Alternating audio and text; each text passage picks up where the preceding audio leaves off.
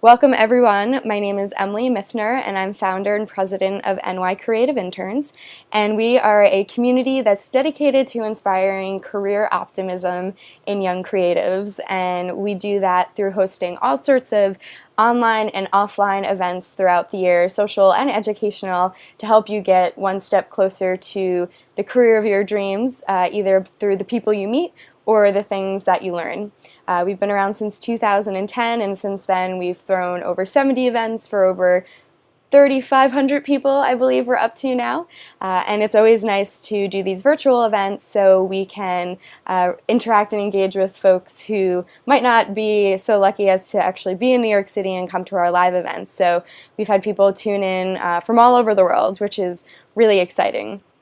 If you haven't checked it out already, one great service that we offer is an amazing job board where we post only the best internships and entry-level creative job opportunities in New York City. It's highly curated. Myself and members of our team pick out all the opportunities each week, and we put a lot of love and time and care into that to make sure you're finding out about all the coolest new organizations, old organizations, startups, big companies, small companies. So definitely check out nycreativeinterns.com/jobs if you haven't had a chance to yet. So today we're here to talk about one of my favorite topics, which is using social media to grow your network, meet people, land cool opportunities, interact with your heroes, and all that good stuff. So as we go through the night, please continue to share your links to your different social media profiles, so not only I can put some faces to names, but you can all meet, because again, obviously since you guys are here, you all have something in common, and one of the great parts about coming to our events is not only hearing from our speakers and our really amazing panelists from cool companies, but is also meeting your peers and people who are going through the same things as you and learning together. So again, this is just about us, and for any of you who haven't heard, we have speakers from really amazing companies and really cool companies listing on our job board and just participating in our community in general. So we're also, in addition to telling your story through social media, how to stand out, find jobs, find internships, connect with mentors. 45 minutes of this presentation will be me going through these slides, and then the other 15 minutes will be me answering your questions. So as I mentioned earlier on, the cool thing about this platform is that you can chat your questions to the group, which would be the send to everyone option in the chat. But if you'd like to ask me something privately, that's also cool as well, and so you can send your message to the presenters, which is me. I will be glancing over at the chat every so often. There is a chance that I might miss your question, so if you feel like we're getting towards the end and it hasn't been answered yet, definitely feel free to chat it in there more than once, and I'll do my best to get to everyone's questions. So the one thing that you really want to keep in mind tonight and throughout this presentation, that of course we're going to be talking about how to use these platforms to find jobs and internships, but what we're really talking about is using these platforms to meet people and how you can connect with more people at scale.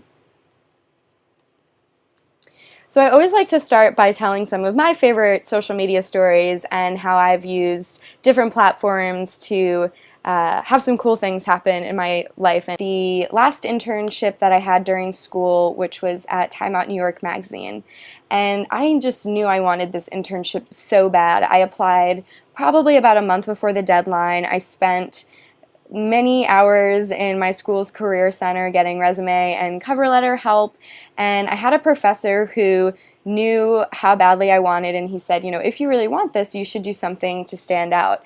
And so he encouraged me to make a video.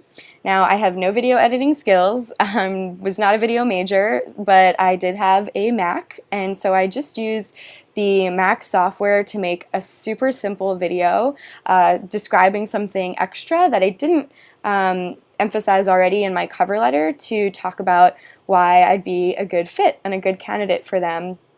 probably took me an hour or two total to make it. And, I don't know if this video was the deciding factor, but I did end up landing the internship, and they made me the offer and had me in for the interview before the deadline had even passed for the application. So I definitely think that it helped. And of course, what you'll always want to keep in mind, and we'll talk about this more later, is that every industry is a little bit different. So not everyone is going to want to be making funny video applications, but it is something to think about, is using social media to make yourself stand out and think out of the box. And again, emphasizing that what we're really talking about here is how to connect with people who can help you get to these internships and jobs, because the simple matter is more people are hired through personal referrals than they are through the general application process. And so this is a video that I like to show, and let me see if I can get it to work. Give me 1 second here.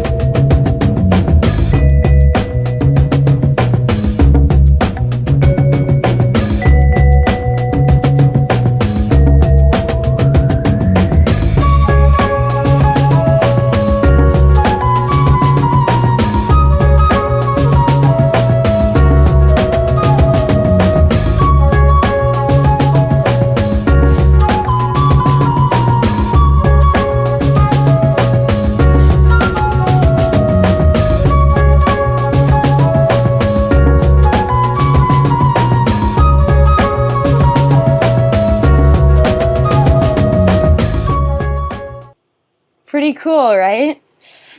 Let me go back to the presentation.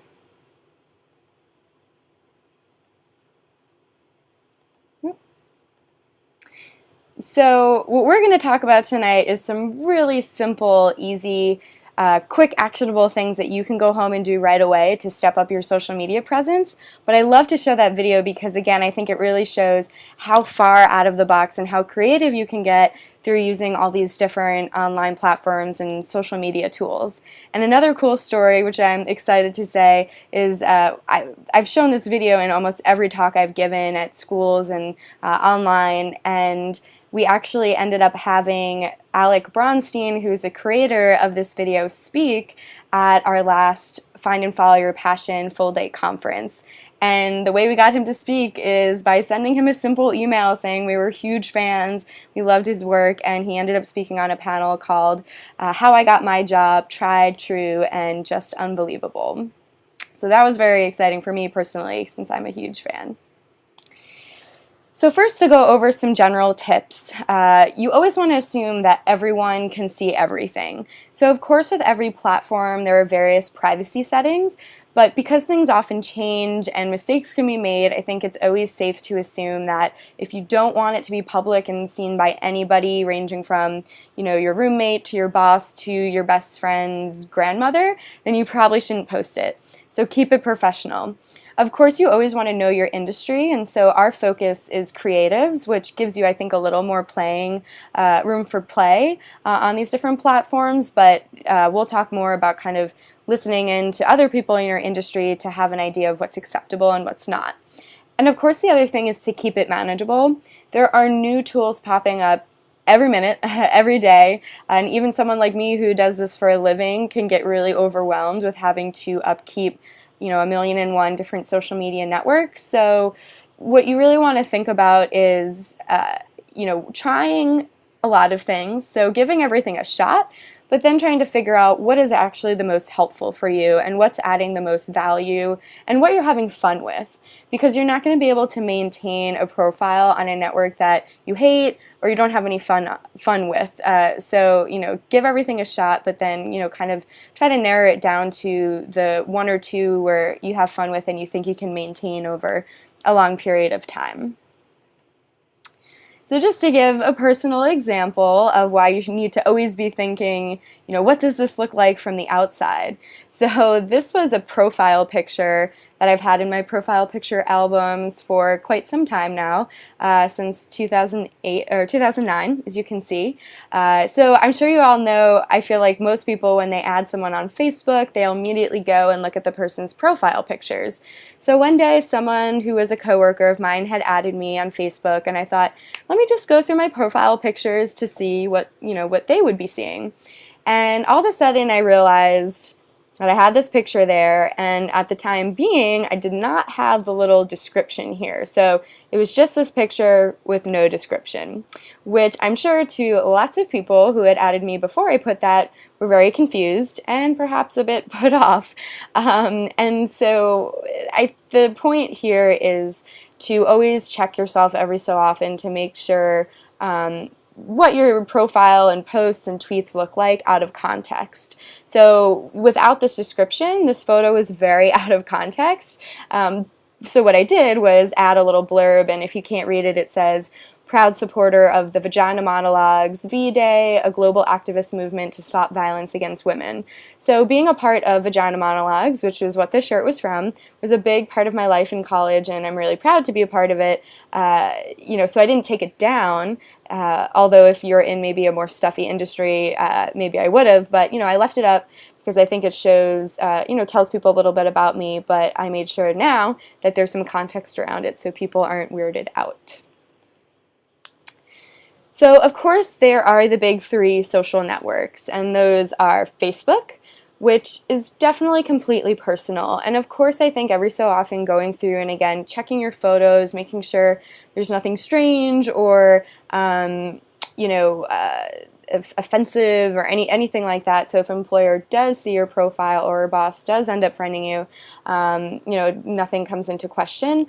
But it's safe to say that I don't think many people looking to hire you are going to go totally out of their way and judge you based on your Facebook profile. So what we're really going to focus on are networks that I think a lot of employers really do use as a way to kind of hone in on what you're interested in and if they think you're going to be a good fit.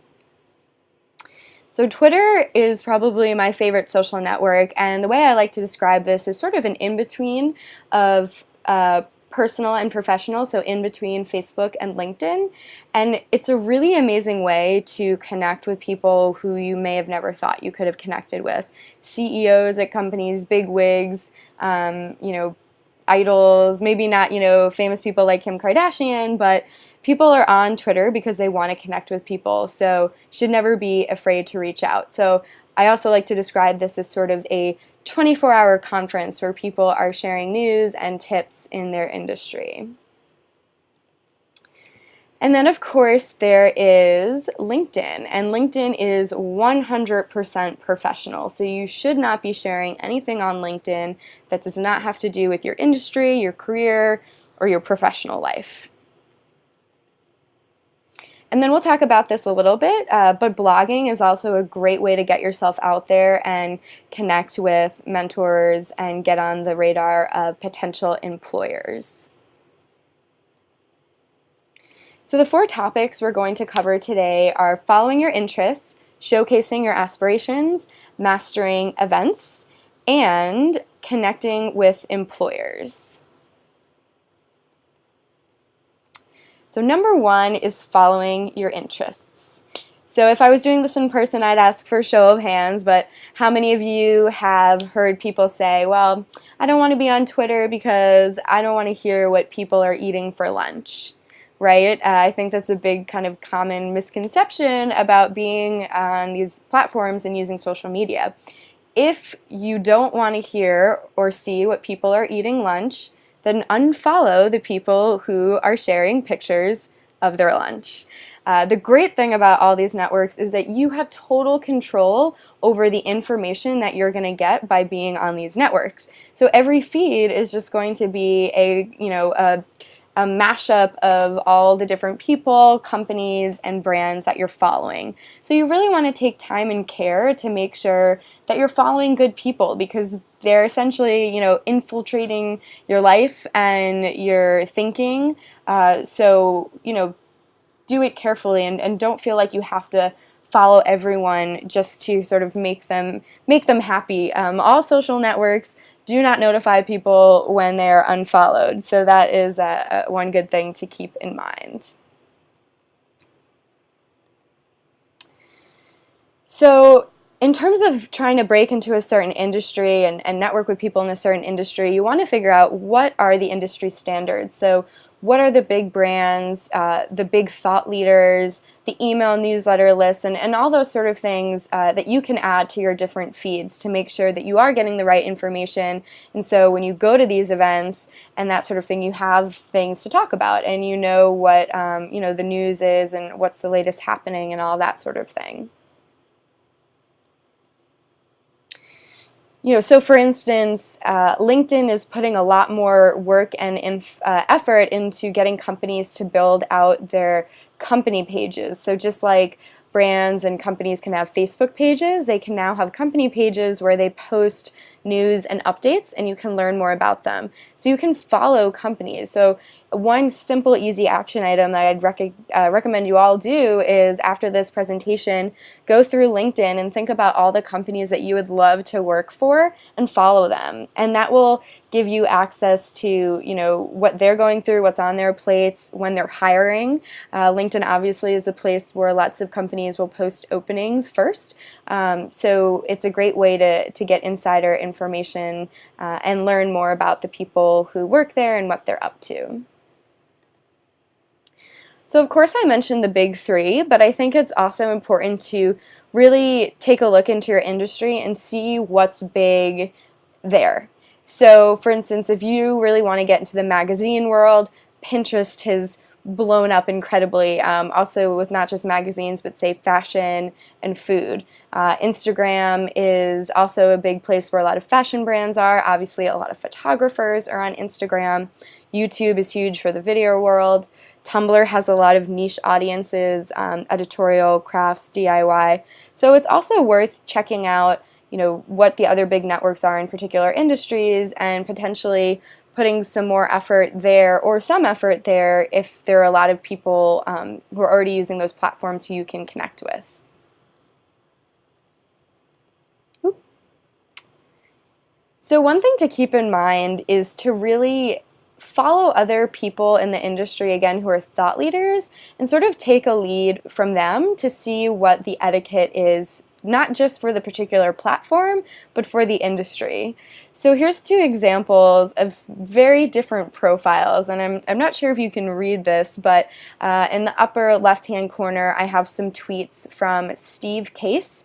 For any of you that ever used a little thing called AOL, he is the founder of AOL, and so a lot of his tweets are, very business-like, and retweets from big major news platforms and that sort of thing. Very professional, very buttoned up. And then we have tweets from Gavin Purcell, who is a head producer on Late Night with Jimmy Fallon, and you can see one of his tweets involves replying to someone saying "poop hacked." So that's probably not something that everyone would put on their Twitter profiles. Might not be appropriate for everyone, but maybe you're aspiring to be a comedy writer for a TV show or a stand-up comedian. A lot of comedians actually use Twitter as just a place to tell jokes. So again, looking at people in your industry who are already using these platforms and seeing how they use them will be really important to help guide you and give you examples of how you can be using these networks. So showcasing your aspirations. So I think this is one of the most exciting things about social media, is that a lot of people worry that they have to put all their old experience and things they've done in the past, and maybe they're trying to make a change or try something new, but you have total control over what people read about you, at least on these networks. And so you get to just create this presence of how you want people to perceive you and what you want them to know about you. So this is just a screen cap of a search for a young woman named Alexi Knock, who went to my alma mater, Hofstra University. She's actually in law school now, but she was majoring, I believe, in journalism, so she wanted to be in magazines, and she had a lot of magazine internships. And so just with a quick Google, it's very clear to see what she's interested in. So you can quickly see her Twitter bio, some tweets from Twitter, her LinkedIn, and just seeing that she is an editorial intern at Cosmo magazine. You can see that she's changed her Facebook to say Alexi Knock journalist, and she's gotten some articles on Long Island Report and her campus. So if I'm an employer and I quickly look her up, it's great that I can find all this information out really quick. And this is all information that she's taken the time to put up there, so to really take control of what people are seeing. And of course, if you have a more common name, this sort of thing can be a little bit more challenging, but there's definitely ways to do it. There's so many free, easy-to-use platforms out there to set up sort of personal hubs where, again, you can direct people so that you have control over how they're perceiving you online. So one example is a platform called About.me. There's also Flavors.me, Wix.com, Squarespace, and I'll have some of these in the resources section of the slides, which I'll send to you afterward. But these are all platforms that are free or very inexpensive, and you don't need to know how to do code or HTML to make them. And for example, you can see it's just a very simple profile where she tells a little bit about herself and also links to all the places that she lives online, so all her other social media networks. And I like to think that a good template for coming up with a little bio like this on any network, say your Twitter bio or your About page on your website like this, is to do what you do, what you've done, and something fun. So what you do is, what are you currently doing? Are you interning? Are you working somewhere? Are you an aspiring, XYZ? What you've done. So that can be, you used to work here, or you used to be involved in this club, or you did this in high school, etc., etc. And then something fun. So I think a lot of times people forget that when you're going through the hiring process, especially if you get to, say, that interview step where people know that, okay, you have certain skills that are required for the job, they want to know if you're going to be a personality fit. So giving people a little bit of insight into what you like to do for fun, what do you like to do outside of work, is a great way to show people that you're more than just ink on paper, and you have a personality, and you're fun and cool, and a cool person to be with. And if you don't want to set up a separate website, which is totally understandable, because again, that's one more thing that you have to maintain, another option is to use your LinkedIn profile as sort of your personal hub and a home for people to learn a lot about you. And LinkedIn is making a lot of interesting updates to build out a more robust profile, so you can now add photos, you can add video, you can add SlideShare presentations, so you can add a lot of rich media now, so you're not just writing these bullet points, but you can give more insight into different projects and things that you've done. So of course, if you are into potentially writing or taking photos or curating things from the web, having a blog is definitely an amazing way to let people know that you're passionate about a certain topic. So this is a screenshot of a blog from another young woman who went to my alma mater at Hofstra, and she is aspiring to be in the film industry, and she actually is in the film industry. She's currently interning at a film acquisitions company, I believe, called Snag Films, and she's come up with an entire alias called the NYC Film Chick, which she has a Twitter handle and this blog, and she blogs about what she loves, so movies. She'll talk about different movies that she's watched. She'll talk about when she goes to movie premieres in the city, when she does things like volunteer at Tribeca Film Festival. She can document all of that. And so if I'm an employer, this is something that she can put on her website, and this is something she can put on her resume, her printed resume, or, in the emails to me or her cover letter. And it's such an easy way to show that this is something that she cares about and she's active in. And I think that's really important that, companies don't want to just know that you can do the job. They want to know that you really care about their company, or you care about the industry or the issues that they're trying to solve, or their mission. And this is a great way to do that. And of course, writing long blog entries every day is certainly not manageable for most people. So don't feel like if you have a blog, it's something that you need to write in, every day or 3 times a week or even once a week. I mean, it's really up to you. I think that the important thing is just to be consistent, and if for some reason you do decide to stop blogging, to maybe put up a final post that says, although I'm not blogging actively anymore, you can find me on Twitter, or you can find me on LinkedIn, or something to that effect. So if people happen upon the blog, it doesn't just look empty and like it's discarded, and that you've been lazy about updating and that sort of thing. And just for example, from personal experience, and here's a screenshot of my pretty embarrassing blog spot back from college.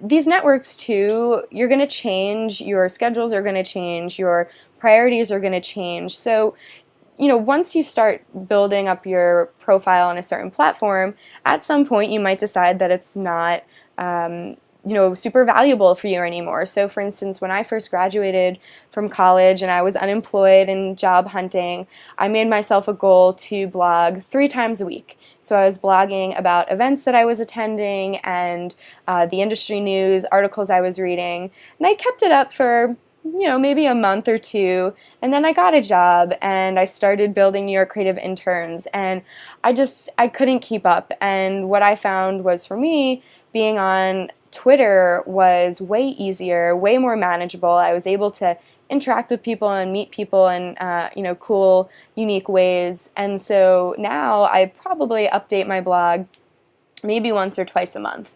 But that's okay because I'm really active on Twitter. So again, I think an important part of integrating social media into your career and your life is just figuring out what is going to be best for you and actually manageable.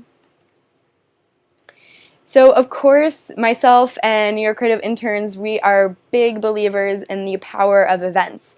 And we think that, doing virtual events and being online is great. It's a great complement to meeting people offline. And you should really use both in conjunction. So talking about using social media to master events. So first of all, you have to find the events, right? So of course there's New York Creative Interns, and we throw great events year-round. But there's also an amazing platform called meetup.com, which is actually where New York Creative Interns launched. And there are all different types of groups on that platform, some that are very specific and geared towards networking, and some that are more casual and fun.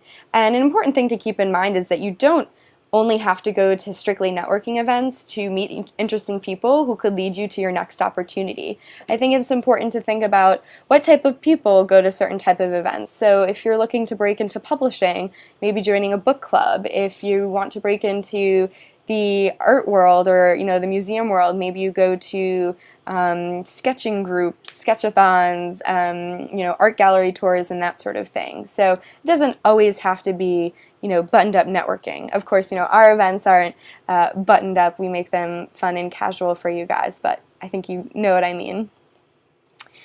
So of course, going to events that are run by the companies you want to work for, it is just an amazing way to get your foot in the door. So a really great example is Tribeca Film Festival, which hires tons of volunteers every year to work there. I think it's like a week-long event, a great way to meet other people who are interested in working in the film industry, who are already working in the film industry, and to just, get your feet wet in what it's like to interact with and meet all those types of people.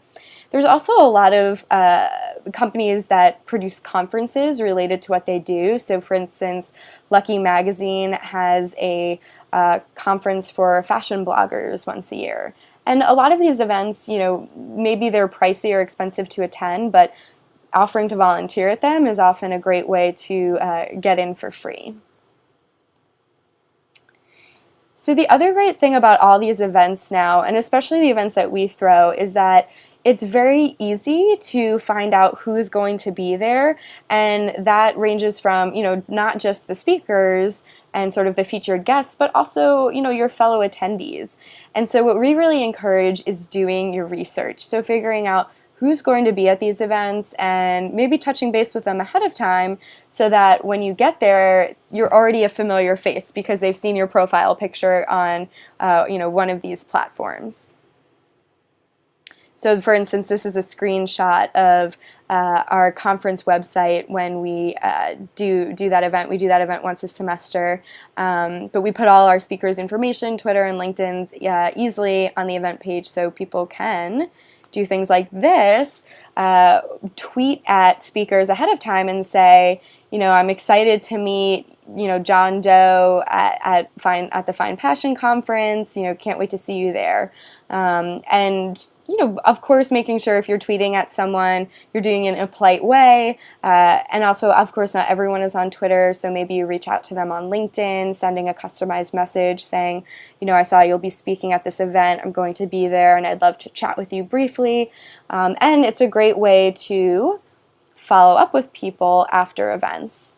So, in addition to interacting with people, say, through Twitter before and after, here's a couple of examples. I definitely suggest following up through LinkedIn after you attend events, and as a way to stay in touch with people, of course. So one big, huge tip for LinkedIn is to never send the default message. You always want to assume that people won't remember you, which is sad. But the truth of the matter is when people go to events, especially big conferences, they might be meeting a lot of people at once, especially if they're a speaker. So taking 5 seconds to just edit the message to say, hi, it was nice meeting you at, whatever the name of the event is. I hope we can keep in touch here. And, here's actually an example of a message from Romanowski, who's in the chat tonight, of her sending a message to me after one of these live events. And there's another example of a young man who attended one of my events, months in the past. So he connected with me, months after we had met, and just noted, like, hey, I met you at the event a few months ago and just wanted to touch base. So the last topic is how to connect with these employers and potential mentors. So LinkedIn is, I think, by far the easiest tool to learn about who's working at certain companies and who you might be able to get in touch with when you're applying for specific roles or trying to reach out and maybe send a cold email to pick someone's brain during an informational interview or something to that effect.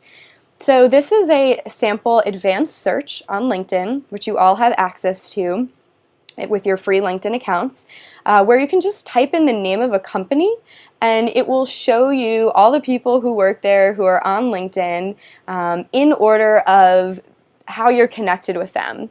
So it will show you people you're connected with, directly first, and then it will show you second-degree connections. So say you're not connected with someone there yourself, but you know someone who knows someone, that sort of thing. And we'll even show third-degree connections as well. So this is not only a great way to find information to reach out to people, but it's also a great way to just get an idea of what sort of paths people have taken to get where they are now. So if you want to be the editorial director at a magazine, search editorial director on LinkedIn's advanced search and try different major magazines and see, you actually have the option of selecting past or present. So you can see people who have been editorial directors and look at their LinkedIn history, and it can kind of give you some inspiration and tips on, what things you might try to do and what skills you might look to have as someone on that journey to be in that role eventually. Another really amazing tool that LinkedIn launched not too long ago is an easy way to search through your alumni. So I am definitely a huge advocate of sending cold emails or cold calling people, which basically means you're reaching out to someone who has no idea who you are and you have nothing in common. But that said, I think that it's really hard to not have anything in common with someone. So a great thing to have in common with someone is going to the same college. A lot of people are really passionate about where they went to school, and they want to help other alumni because that helps boost their rankings and all that good stuff. So LinkedIn launched this way to search. So you can search by location, the companies they work, what industries they're in, and you can even search by year. So maybe you're looking to connect with someone who's graduated recently so you can get an idea of what their transition was like, or maybe you want to get somebody higher up at a certain company in advertising, or an experienced photographer and pick their brain so you can make the graduation date a little bit further into the past. But it's a really great tool. I've used it myself very, very frequently. And again, if you have nothing else in common but where you went to school, that's a really, really great start. And of course, whenever you click on anybody's LinkedIn profile, it's going to show you if you're connected through, again, a first degree or a second degree connection. So for example, this is a man, Adam Shapiro, who I haven't actually met, but he is the PR and events coordinator at Peanut Butter & Company. Again, that company I mentioned I'm in love with. And it turns out that we have a shared connection, and that connection is Richard Blakely, who was my old boss. And actually, somebody's saying in the chat they know this person, which is crazy. Small world, see, you never know. Oh, right. He went to Vassar. Okay, that makes sense. The founder of Peanut Butter & Company, I believe, went to Vassar as well. And so there's a couple of options if you see that you have a first degree connection. One is to message them through LinkedIn, and two is to just email them, simply email them. So what I might say to Richard Blakely if I want to get in touch with Adam through him is I might shoot him an email and say something to the effect of, hi Richard, I hope all is well since the last time we spoke. I noticed that you were connected with Adam Shapiro of Peanut Butter & Company on LinkedIn. I'm a huge fan, and I'd love to take him out to lunch sometime and pick his brain and learn more about his work there. I was wondering if you'd feel comfortable making an email intro or passing along an email for me to him so that we can potentially get in touch if he's not too busy. Either way, hope all is well and hope to talk to you soon. And so a few important things about that email is, number one, leading in with a hope all is well, of course, and then ending with an either way. And I like using the phrase either way because it kind of puts the pressure off, because when you're doing a lot of networking and reaching out to people, you have to keep in mind that a lot of it is timing, and you might reach out to someone when they're just on vacation, or they're really busy at work, or maybe they just accidentally archived your email. And so, making it kind of clear that, of course, you would totally appreciate an intro, but that, you appreciate their time either way, I think is really important. And also, which brings me to my next point, another thing that's really important is getting creative. So, reaching out through normal email is definitely kind of a tried and true thing to do, but because people are so inundated with email now, especially people who are higher up, it's sometimes hard to break through people's email. So it's cool to get creative. So for example, I like to use my blog as a way to get on people's radar. So for example, I wrote this blog post a while ago where all I did was find 3 of my favorite videos of talks of some people who I really admire. 2 of them who I've met in real life because I've heard them speak, Evan Roth and Alexis Ohanian, and one who I've just read about her work online. And so I wrote a really quick post. Again, I'm not a writer by trade. I've just written a lot of blog entries over time, so I've definitely honed my skills and gotten better. But I just wrote a really simple blog post saying, hey, if you want to get motivated, listen to these talks. They'll really inspire you. These are a few of my heroes. Post the embed links. And then when I tweeted out the blog post, I made sure to @mention each person so that there's a chance that they would see it and potentially read my blog entry. And as you can see from a couple of the screen caps here, I actually got a response from 2 out of the 3 of these people. And that's pretty incredible because, they may not be a big deal to everyone, but they're a big deal to me, and it's a fun thing to be able to interact and sort of show your appreciation for other people's work, even if you don't get to, meet them online or meet up for coffee with them or that sort of thing. So then there's the staying in touch. So that's one of the hardest things about using social media is, maybe you'll meet a lot of cool people, and, by going to events like ours, you'll meet a lot of great people. But I think something that's a big struggle is how do you stay in touch with them? But that's something that, it's sort of a bittersweet thing. Social media is also very helpful for reminding you of, who to stay in touch with and when to stay in touch with them and how to follow up. So, for example, LinkedIn just launched this new feature where when you add someone as a connection, you can actually set a reminder to follow up with them. And so there's a few different ways you might use this. Maybe you connected with someone at a conference who you thought was really interesting, and you just want to check back with them in a few months. So you leave a little note for yourself that says that you met them at a conference. You set the reminder for 2 months.